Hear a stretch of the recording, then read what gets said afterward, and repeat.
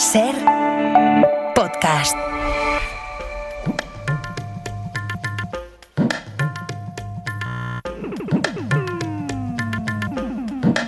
En la cadena Ser, Punto de Fuga.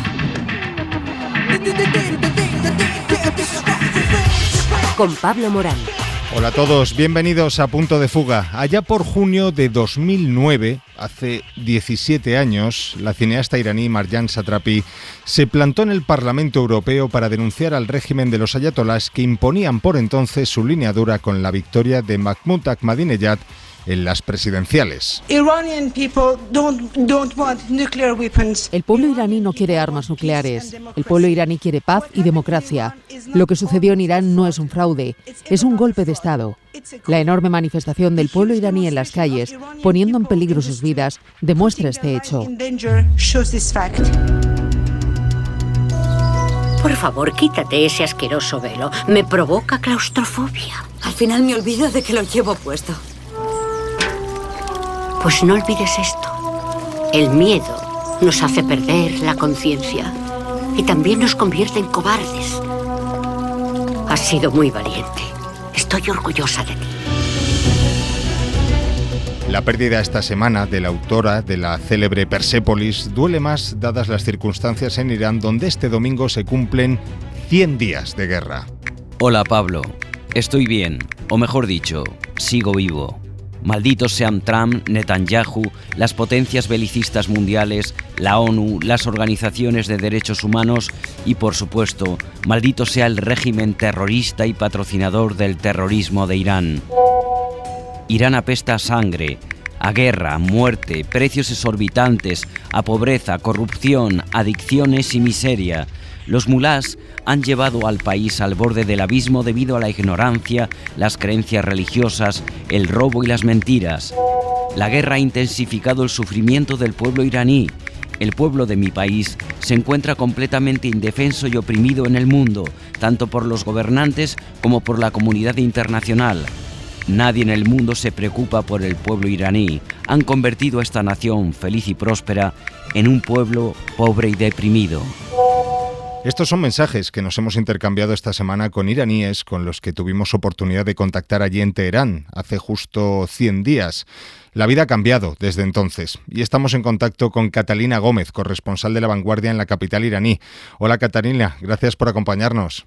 Muchísimas gracias por invitarme. ¿Cuánto ha cambiado esa vida en Teherán en estos 100 días, Catalina? Bueno, ha sido una montaña rusa. Cuando la guerra llegó a los pocos días, realmente la ciudad se desocupó, aunque nunca en la medida que se había desocupado la guerra de los 12 días el pasado junio, que ya se va a cumplir un año, que fue como el primer encuentro que los iraníes tuvieron con la guerra después de muchas décadas, después de esa guerra con Irán y con Irak. Luego nos tocó el Nowruz, este año nuevo persa, donde poco a poco la gente fue regresando y tratando de buscarle un sentido y una alegría, a pesar de que mucha gente dijo que no lo iba a hacer. Al final salieron, compraron sus flores y lo celebraron.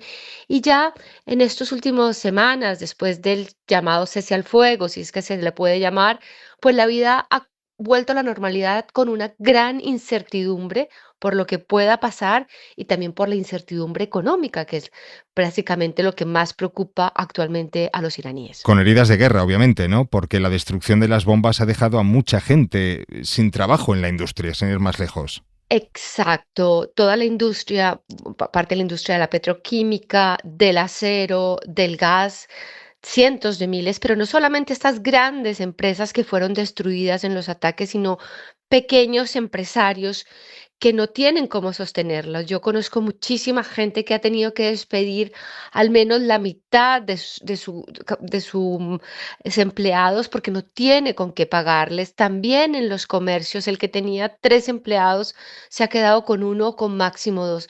Todo esto tiene una gran repercusión en la vida de los iraníes que hasta el momento tiran, ya digamos, en la medida que pueden de sus ahorros, pero esto se va a acabar y hay muchísima incertidumbre. Ya recordemos que las protestas del pasado enero que movilizaron a millones de personas en todo Irán, no solamente en las grandes ciudades, tenían una razón económica. Entonces hay un gran desconsuelo, un desconcierto, incertidumbre, y esto seguramente será lo que seguiremos viendo en las próximas semanas y meses. ¿Y hay problemas de abastecimiento de productos básicos, Catalina? Ellos han buscado alternativas de importar a productos. Muchos de los productos de Irán entraban reexportados desde Dubái. Dubái era un pulmón para Irán y después de lo que ha pasado durante la guerra, eso ha tenido grandes consecuencias. Las medicinas es dependiendo porque sí han tenido efectos. Ya Irán tenía problemas de medicinas, de algunas medicinas que eran producidas con unos productos que tenían que ser importados y tenían problemas, no ya porque no están dentro de las sanciones, sino para la transferencia de los pagos. Entonces, había ya problemas de producción. Esto se ha ido haciendo mayor en las últimas semanas y meses, y otras medicinas que antes no había problema, pues ahora escasean un poco más. Y también, por ejemplo, recuerdo la gente comprando cosas de plástico, las bolsas, muchas cosas que tienen que ver relacionadas con la petroquímica, porque eso también ha subido enormemente como consecuencia de la destrucción. Entonces, no hay escasez, pero sí tampoco hay una abundancia de algunos productos, y sobre todo, si existen, y que existen muchos, todavía se puede ir a los supermercados y todo está, los precios se han incrementado enormemente, ya venían haciéndolo antes de la guerra, ahora muchísimo más, lo que tiene aún mayor impacto. Pero hay un aspecto que me gustaría rescatar, y es que eso también ha tenido un impacto en la vida de los iraníes, porque de cierta manera las mujeres se sienten más libres, y si ya veíamos a muchas mujeres sin velo, con camisas de manga corta, pues ahora muchísimo más con la llegada del verano se ve otra dinámica aún más abierta en la ciudad. Fíjate, nos cuentas esto a pesar de que se habla de un endurecimiento del régimen iraní. Hay mujeres que desafían y a pesar de esos riesgos que corren. Pues mira, Pablo, me sorprendió mucho porque, claro, la presión está en el campo político, del activismo, de quienes salieron en el pasado enero, por todo el mundo que tenga un activismo más hacia el lado político, pero hacia el lado del velo y social, les ha tocado contenerse porque ellos están buscando la unidad del país para enfrentarse a este enemigo que los ataca. Y por ejemplo, en las demostraciones que vemos cada noche desde el comienzo de la guerra, las principales glorietas de Irán, donde salen miles de seguidores del sistema, ahí también aparecen mujeres sin velo, ahí aparecen mujeres sin la gabardina, y ellos han tenido que aceptarlas como parte de esa unidad de Irán. Y el otro día tuve la oportunidad de ir a Isfahán, la tercera ciudad de Irán, después de Teherán, la más atacada durante la guerra, y es una de las ciudades más conservadoras y tradicionales, si no la más, de Irán. Y me aterró ver niñas con los pantalones pegados haciendo deporte, con camisetas pegadas, con el pelo suelto, jugando voleibol con los hombres, montando en bicicleta en medio de la ciudad. Esto era algo realmente muy difícil de imaginar que fuera a pasar en Isfahán. Y esto es consecuencia, obviamente empieza con Mahsa Amini, enero, y ahora esta guerra. Y una última cosa, Internet, que parece que en los últimos días se ha recuperado, ¿cómo está exactamente? Se ha recuperado, se ha ido abriendo poco a poco, y obviamente pues esto les ha traído un cierto alivio, no ya al que se comunica diariamente a través de las aplicaciones con las que lo hacemos todo el mundo y siente conexión con el mundo, sino también para millones, especialmente de jóvenes que viven del Internet, que sus empresas, que toda su relación comercial, que todo lo que hacen en su vida laboral está relacionado con el Internet, pero tienen mucho miedo de que esto sea momentáneo y que en cualquier momento vuelvan a quedar incomunicados del mundo, porque hay un intranet local, unas redes sociales locales, pero no es esa conexión con el resto del mundo. Catalina Gómez, gracias por acompañarnos y felicidades, por cierto, por el premio Gabo que te acaban de conceder. Ay, muchísimas gracias. Bueno, lo que hemos visto durante estos 100 días es que ahora mismo la República Islámica está en un proceso de reorganización interna en la que la gran clave y la gran cuestión es saber si va a haber un nuevo equilibrio de poder y quiénes van a liderar el país. Daniel Basandé es analista hispano-iraní. Actualmente lo que vemos es que los nuevos interlocutores existe dentro de los nuevos interlocutores aquellos que apuestan por la negociación y otros que apuestan por la confrontación. Está claro que el poder en la sombra lo tienen las guardias revolucionarias, pero la cuestión es saber si el nuevo liderazgo que emerja va a priorizar una estrategia de confrontación o empezar a tejer una estrategia postbélica, que ahí tendría que entrar más la política. Y ahí es mucho más difícil, ya que Irán se encuentra en una situación vulnerable en términos económicos, con una alta inflación, con un desgaste político y también social, que no solo del tema de la guerra, sino que venía arrastrando desde hace mucho tiempo, ¿no? Con lo cual veremos si se va a poder encauzar, y no olvidemos que estamos en un alto el fuego, que cada vez vamos viendo más información que puede haber una escalada. ¿Y cómo puede estar influyendo esta reorganización interna del régimen iraní en los esfuerzos de Estados Unidos de llegar a un acuerdo? Claro, es que al no existir un equilibrio de poder interno, al no haber un liderazgo concreto, es muy difícil que la parte iraní se firme un acuerdo en concreto, ¿no? Porque firmar un acuerdo también significaría en gran medida ceder ante Donald Trump. Y ahora mismo lo que busca Irán, digamos, es desgastar y alargar este proceso de negociación, porque son conscientes de que esa manera pueden desgastar más a Donald Trump, ya que no hay un interlocutor claro.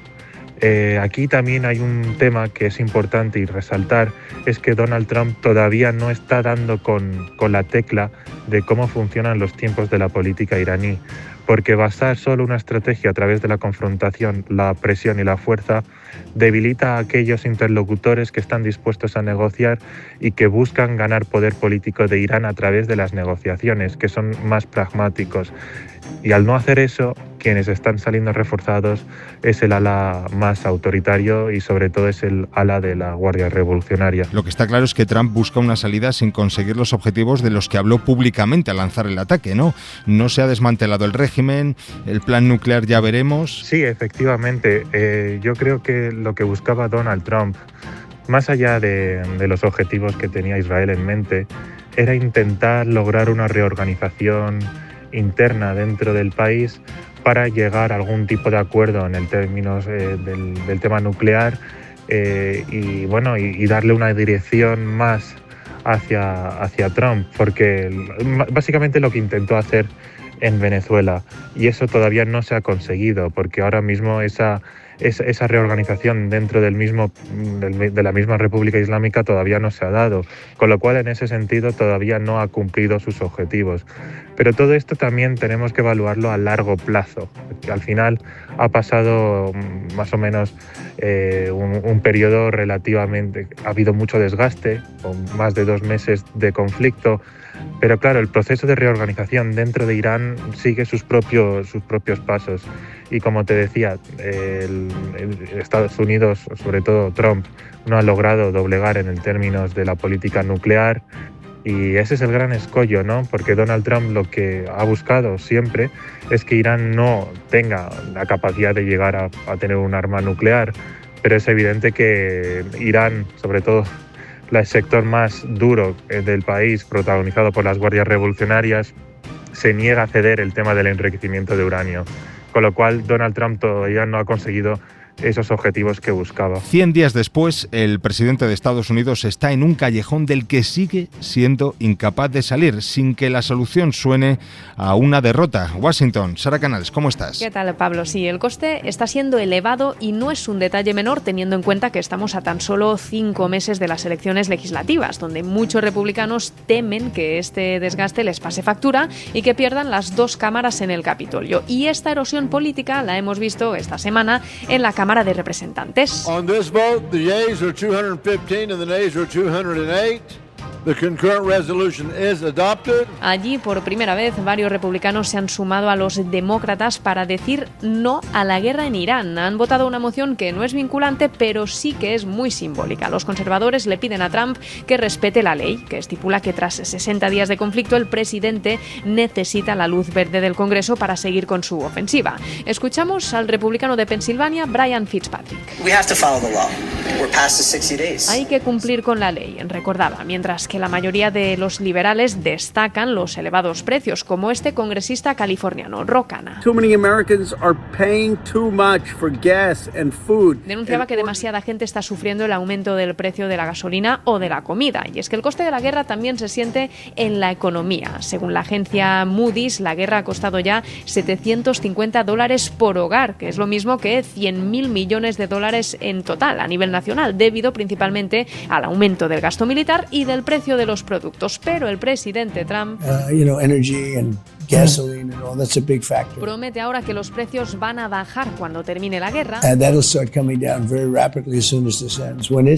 y se justifica alegando que la prioridad para el país es que Irán no posea armas nucleares. Y en paralelo, lo que sí continúa bajando es su popularidad. Por un lado, ha seguido dividiendo al movimiento MAGA, que defiende una política no intervencionista, y por otro lado, esta semana, una encuesta de The Economist señala que su nivel de popularidad ha alcanzado, atención, su mínimo histórico, situándolo a 25 puntos negativos. Y la guerra es la principal explicación. Más de la mitad de los ciudadanos consideran que el conflicto en Irán ha sido una decisión equivocada. En la cadena SER, Punto de Fuga. 100 días de guerra en Irán y 8 meses de falso alto el fuego que se están a punto de cumplir en Gaza. A Gaza también le perjudica que el conflicto de Irán se prolongue, ¿no, Refat? Porque cuanto más atención se presta a Irán, menos tiene ahora mismo Gaza. Bueno, la verdad y lamentablemente sí. Tratan de desviar los ojos hacia otro lado para que se quede Gaza en el olvido, para que nadie se puede seguir luchando y manifestando a favor de Gaza, mostrando otros conflictos. Es una estrategia que siempre la usaron. Cuando terminan un genocidio como el de Gaza, para que la gente empiece a olvidar tantos niños que han sido víctimas, una destrucción fatal en Gaza, la gente sigue sin vida, entonces tienen que buscar otra forma de que no haya presión sobre ese causante de ese genocidio. Estás percibiendo ese olvido un poco, ¿no? La verdad no es olvido. Lo que hemos visto, quién se movió mucho en el tiempo del genocidio, los pueblos. Los pueblos han salido a manifestar, han hecho muchas manifestaciones, trataron de obligar a sus gobiernos que toman una conducta, pero lamentablemente hemos visto muy pocos gobiernos que han tomado alguna medida, pero no era suficiente. Pero los otros gobiernos, especialmente hablando de gobiernos europeos como Alemania, como Gran Bretaña, que solamente han condenado los hechos, pero nunca han tomado medidas muy fuertes contra un agresor que está causando mucho daño en Gaza, y ninguna sanción, ningún castigo, ni un freno. Refat Al-Atamna es gazatí, es palestino, doctor. Con él contactábamos en los peores momentos del asedio del ejército israelí en la Franja de Gaza, un asedio que continúa, como nos acaba de decir Refat. Él ha conseguido salir. ¿Cómo estás aquí en España, Refat? ¿Cómo va la vida? ¿Cuánto llevas aquí? 5 meses. 5 meses. Antes de comenzar. Sí. Yo he sido, como saben, caso mediático, que he tenido mucho trabajo durante el tiempo que estuve en Gaza, y recién, después de una gran lucha y la ayuda de muchas personas en España y en otros lados que me apoyaron de muchas formas para llegar a España. Y eso justamente fue en noviembre del año pasado, estamos hablando más o menos de 5 meses, que he logrado entrar y pisar territorio español. ¿Y cómo están los tuyos allí? Los que se han quedado en la franja, en medio de este contexto del que estábamos hablando, ¿no? De esta ofensiva del ejército israelí que continúa. ¿Cómo está la cosa en el acceso a los productos básicos, ¿no? A la comida, a los medicamentos? ¿Eso ha cambiado en algo, Refat? Bueno, relativamente el cambio es muy mínimo. Solamente lo que tratan de hacer es que la gente no muera de hambre, para que no digan que hay hambruna. Pero la hambruna existe de una u otra forma, porque lo único que entra, cosas alimenticias, y de algunas cosas, no todo. Y la gente no tiene acceso, no tiene dinero para comprar, porque no han podido volver a su trabajo, no hay sueldo. Todo el mundo vive de la ayuda, de las donaciones, de algunas ayudas de algunas organizaciones, pero eso no abasta las necesidades que ellos necesitan. Y de las otras cosas, como material de construcción, material para que la gente pueda hacer otra vida, nueva vida, eso nunca entró. Israel sigue bloqueando todo y hasta los materiales para o maquinaria o equipos para los hospitales tampoco está dejando. Hay escasez en todo. Ayer justamente estaba viendo programa en el hospital de Nasser hablando de los motores, los generadores que no tienen aceite para cambiar, están muy desgastadas, ni esos equipos están dejando entrar para los hospitales. La presencia y permanencia de las tropas israelíes se establece a lo largo de una línea imaginaria que no ha dejado de ampliarse, como nos va a explicar Sara Aranda. Tan rápido como se extienden el hambre y la insalubridad entre los gazatíes, el ejército israelí avanza posiciones en la franja. El alto el fuego alcanzado en octubre de 2025 contemplaba el repliegue de las tropas tras la llamada Línea Amarilla, una demarcación que separa las zonas bajo ocupación de aquellas en las que la población palestina puede permanecer. Una frontera invisible que ponía bajo control israelí algo más de la mitad del territorio y que desde entonces no ha dejado de crecer. El primer ministro israelí Benjamín Netanyahu asegura que ya controlan el 60% de la franja y que el objetivo es llegar al 70%. Reflejo de sus ambiciones territoriales, la llamada Línea Naranja, término que Naciones Unidas y organizaciones humanitarias usan para describir una nueva zona bajo control israelí. La ONU denuncia que la proliferación de puestos militares y corredores fragmenta aún más el enclave, dificultando el movimiento de la población y la distribución de ayuda humanitaria. El tránsito debe coordinarse con las fuerzas israelíes que abren fuego contra cualquiera que considere una amenaza. Más de 14.000 hogares se encuentran entre ambas líneas, empujando a cientos de familias al desplazamiento forzoso. El espacio se reduce, la incertidumbre crece y muchos gazatíes denuncian que cada día tienen menos tierra, ningún lugar al que ir. Todo lo que está ocurriendo en Irán, en el estrecho de Hormuz, ha servido para eclipsar, ¿no?, todos los abusos que sigue cometiendo Israel en los territorios palestinos, también en Líbano, como estamos viendo, ¿no?, ocupando cada vez más territorio del sur del país, pero en fin, que ha quedado completamente eclipsado, ¿no?, todo esto que nos estás contando, todos estos incumplimientos del alto el fuego, ese avance en Líbano. Que sí, la verdad también en el Líbano había otro tipo de acuerdo que tampoco respetó Israel. El problema es que Israel ahora, por la influencia que tiene, el poder que tiene en muchos lugares en el mundo, está siendo libre de todo castigo, de toda sanción, y eso le está dando la mano libre de seguir haciendo más masacres, más matanzas, porque nadie le está frenando. Es el problema. El mundo está mirando y solamente unas condenas aquí o allá sin respuestas contundentes para frenar a Israel. Refat, aunque las cosas hayan ido relativamente bien aquí en España, como nos decías, has tenido algunos problemas, ¿no?, que quieres denunciar. ¿Exactamente qué ha pasado?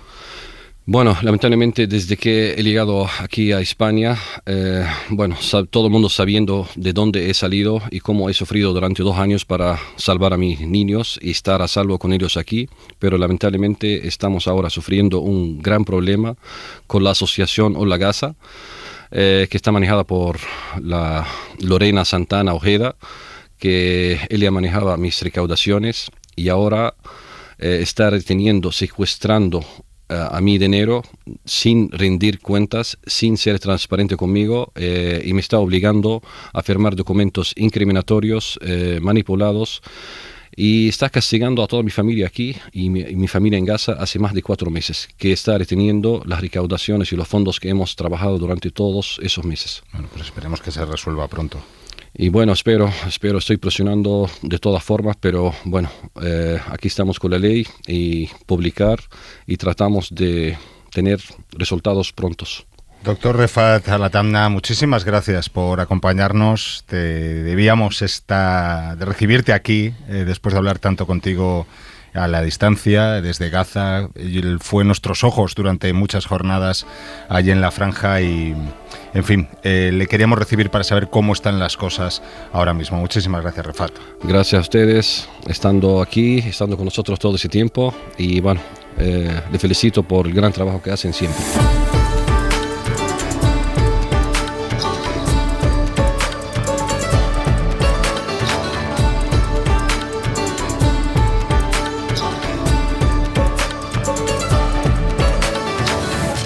pues lo vamos a dejar aquí por este domingo, aunque ya sabéis que os seguimos acompañando en cadenaser.com, en Facebook, en X, somos @Punto de Fuga, y por supuesto en Ser Podcast, donde tenéis todos los capítulos de Punto de Fuga para escucharlos cuando queráis y para compartirlos, porque sois parte fundamental de este mundo que también importa.